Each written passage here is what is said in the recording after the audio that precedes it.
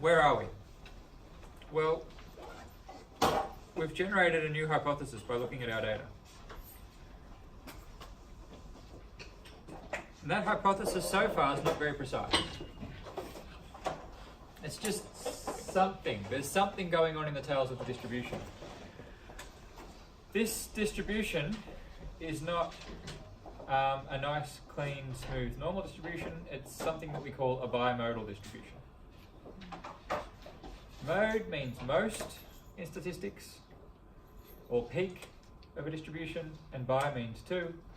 So basically we've got distributions with two peaks. That's all we're saying. So in both the yellow, which is the Audis, and the green, which is the Volkswagen, we've got two peaks. And that should make us start to think, well, maybe there's some sort of subgroup going on here. And what I want you to be very cautious of is doing this post hoc in reality, doing subgroup analysis.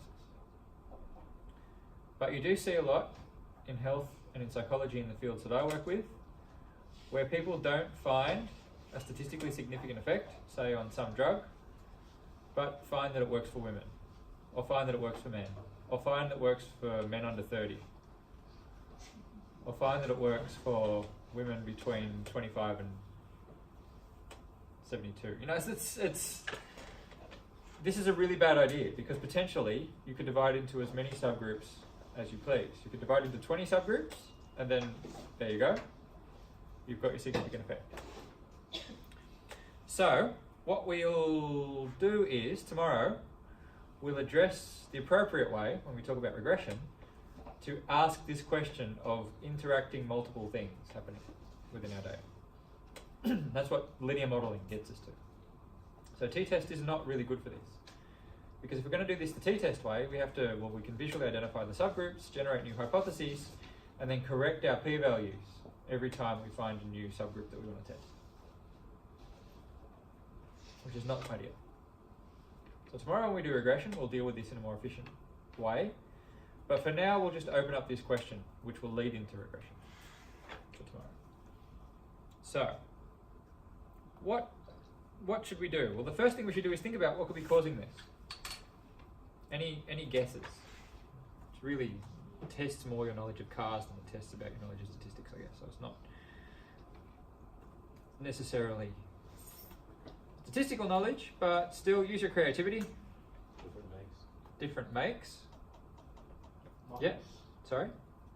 Models. Different models. Different models, different years.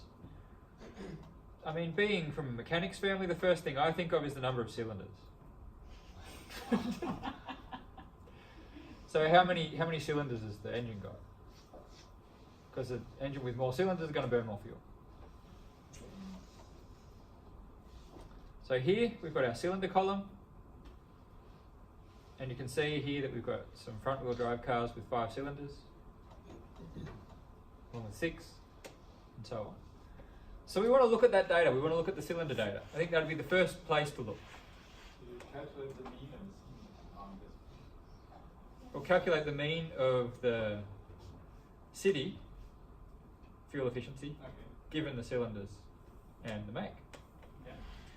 Or we could just visualize it and see what's going on. It's a reasonable thing to start doing. So let's plot.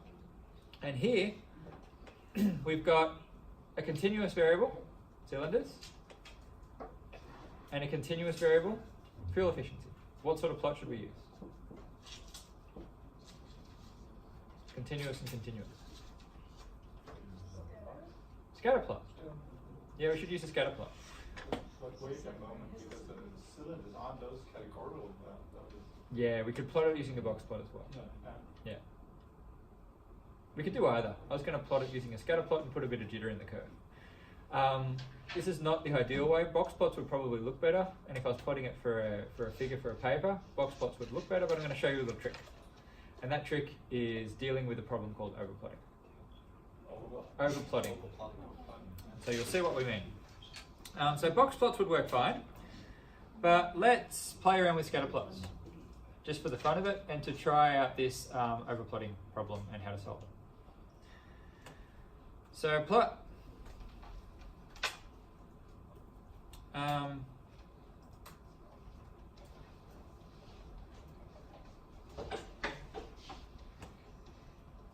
to think of an efficient way to do this. Let's just do the VW data. We won't use the tilde notation for now.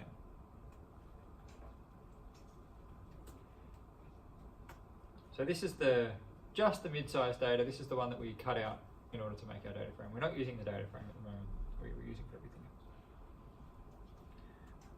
Let's have the number of cylinders on the x-axis and the city fuel efficiency on the y-axis.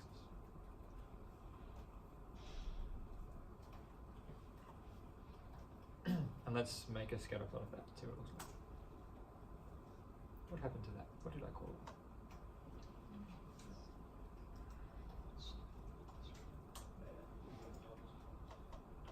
Why do you have that on this for? VW mid-size.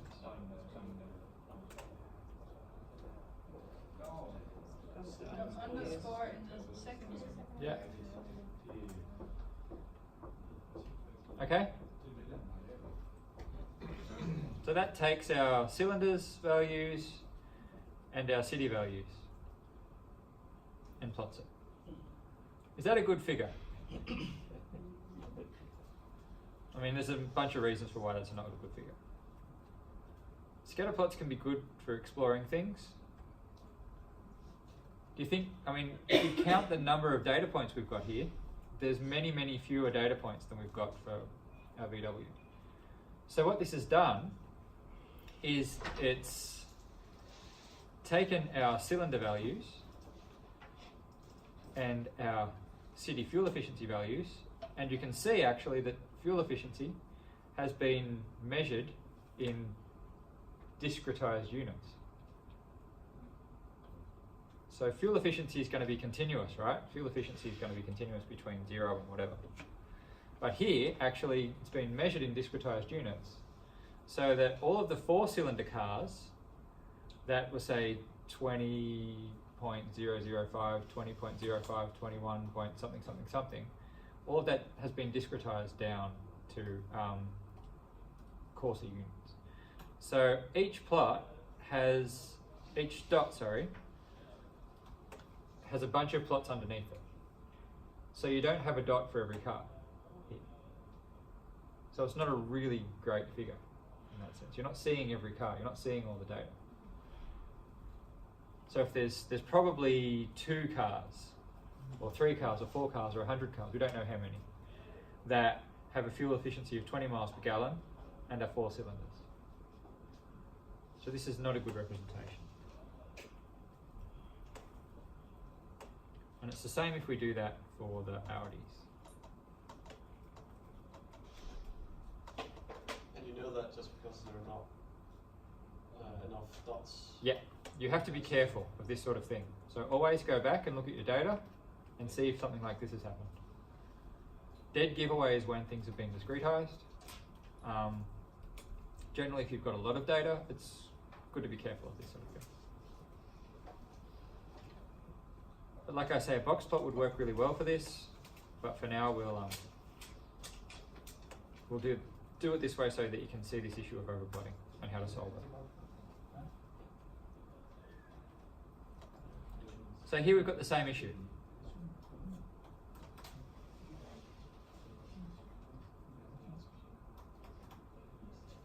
So how do we solve that in our visualization? Here's a visualization trick.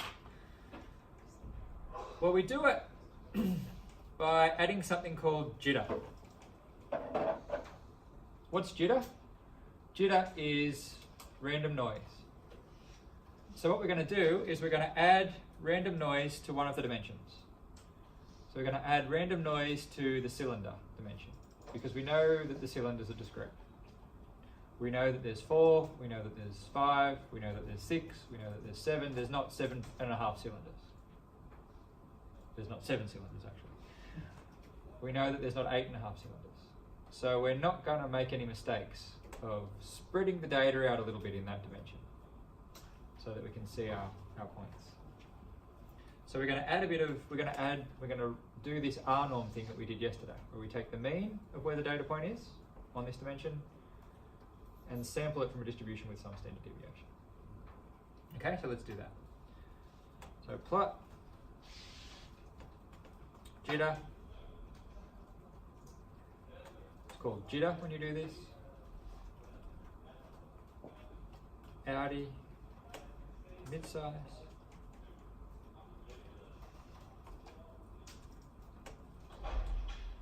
Cylinder.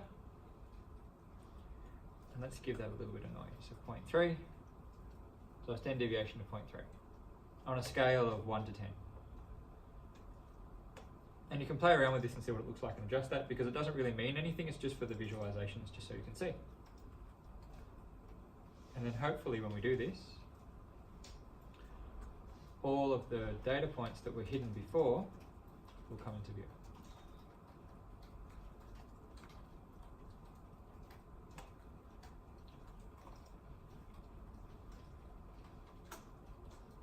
And this is not pretty, but it's something for you to see what's going on in your data. Sorry? So can you just say one more time what you were doing now instead of the other plot? We're adding noise. So more data points are Wait. becoming visual. So yeah, so instead of just saying plot 5, we're saying randomly sample from a distribution, normal distribution with a mean of 5 and a standard deviation of 0.3. And instead of plotting 5, we're plotting 5 plus or minus a little bit of something. And we know that that's not adding anything meaningful that's going to mislead people, because we know that 5 means 5. So 3 might not be enough, put a bit more in. And you can start to see those numbers come out. It starts to get darker and darker.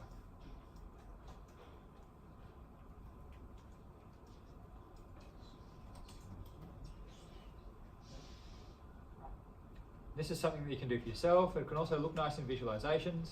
Generally, when you're making scatter plots with lots of data points, you could do something like this. If you've got this sort of discrete steps, or you can change the alpha of your dots so that your dot will look darker if there's lots of data points there, and lighter if it's not, and there's lots of different visualization tricks that you can use. But that's just one for here. So look at the VWs.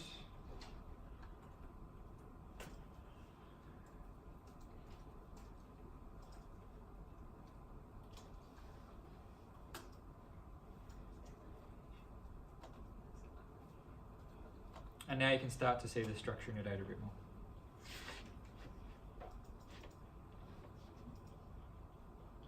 And that can be useful. But if we compare these two, we can sort of see now what we can have a hypothesis at least about what might be causing the tails in our previous plots to have bulges on them. So here is our VW and here is our Audi. We might have differences there because we've got differences in numbers of cylinders between the two different kinds of cars. So VW only has 4-cylinder cars, 5-cylinder cars, and 6-cylinder cars. And Audi has up to 10 cylinders in its cars. And that can have an effect on fuel efficiency. And because as the number of cylinders goes up, the fuel efficiency goes down. So the good, nice, efficient cars is the 4-cylinder VWs. But even then, VW is still better than Audi. But we're starting to look into the structure of what might be causing that little bump at the end. And so what we want to do then, perhaps, is to construct t-tests. So again, here what we could do is, we could do t-tests. We're going to have two problems here using the t-test approach, right? One problem is that we're going to have to correct our alpha, or our acceptable level of significance, every time we do a test. So if we do a t-test for 4 cylinders, 5 cylinders, 6 cylinders, 8 cylinders, and 10 cylinders, we're going to have to correct every time. That's one problem. The other problem is that we're not going to see the effect of cylinder per se in doing that. We would need to look at the difference between cylinders, between the different makes. And we can't really do that because the car makes have got different numbers of cylinders. So there's no 10 cylinder cars for VW, so we can't look at that. It's not going to work. So we could then do a sort of analysis where we compared 6-cylinder Audis versus 6-cylinder VWs, 4-cylinder Audis versus 4-cylinder VWs, 4 and 6-cylinder Audi and VWs, and then we'll do 4 tests, and we have to correct our significance level down to 0.15. And throw out all of this information about 10-cylinder, 8-cylinder, 5-cylinder cars. When really what we want to look at is the interaction between the size of the engine and the make, to see if there's a particular make that just does better at dealing with this constraint of engine size. So that's what we're going to get onto tomorrow when we talk about linear modelling. And as a preference to that, let's run a linear model. Just like yesterday we ran a t-test and looked at it and didn't interpret it, let's do that now. So we're going to make a model object. Let's call that M1. We're making a thing. And the thing we're making is a model. And we're going to fit that model to our data. And we're going to pass that model to a function, and that function is called LM, linear model. And what we're going to do is give this function a formula, which is an expression of our model, and some data, just like we did with plot, aggregate, and t-test. Can you use equal sign? Sorry? Yes, I can. I slipped. So our thing that we want to know about is city fuel economy. So we want city fuel economy as a function of make. We've done that already, t-tests. And we also want to look at city fuel economy as a function of cylinder. Is that a plus? That's a plus, but we want to look at the interaction between the two, so we put a times sign, and I'll talk more about this tomorrow. A times sign. This is multiplication. This is, remember we said the star? Yeah, this is ganga in R language. So that's ganga. It is a star, because you don't use X. It looks like a little flower. Anyway, and then we want to put some data in, and our data is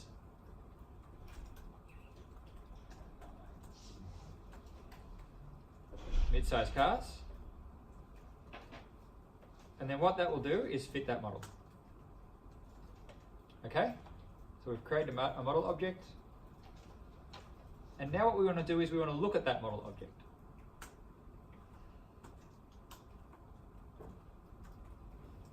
So what this will do is it'll tell us the effect of make, the effect of cylinders, and the interaction between make and cylinders. And we'll discuss all of these terms tomorrow.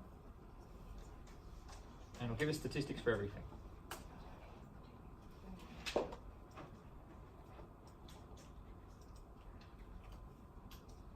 And that's our outputs. Just, can you, instead of using Sorry? M1, can you use model 1? Yes. Because it looks like an L. Okay. Please use something that makes sense to you.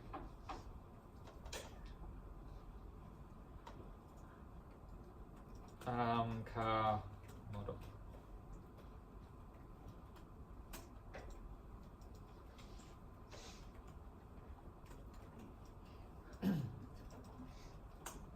And this LM function is extremely powerful. You can use this for lots and lots and lots of stuff.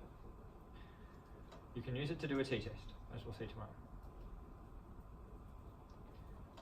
So this gives us our model. If we go summary, give us a summary of this model object. Then what we'll get is estimates of all the effect sizes, and I'll talk about what these mean tomorrow, where the effective make is 10 miles per gallon, effective cylinder is minus 0.61, 0.67 miles per gallon, and the effect of the interaction between those two is minus 1.6. And I'll show you how to interpret all of this stuff tomorrow. And each of these effects have a t-value. And because each of these effects have a t-value, you can get a p-value, and they're all significant.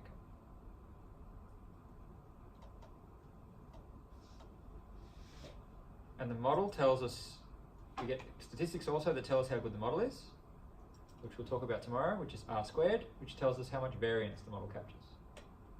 And these are the concepts that we'll cover tomorrow when we do linear modeling. You said the probability was significant or insignificant? Significant. Significant, because we have T-values that are high. the p and the t values were Minus is just the direction. okay. So as cylinder increases, Yeah. fuel economy goes down. Okay. So what we'll talk about this tomorrow. For every unit increase in cylinder, you get a reduction in fuel economy by 0.67 miles per gallon. Okay.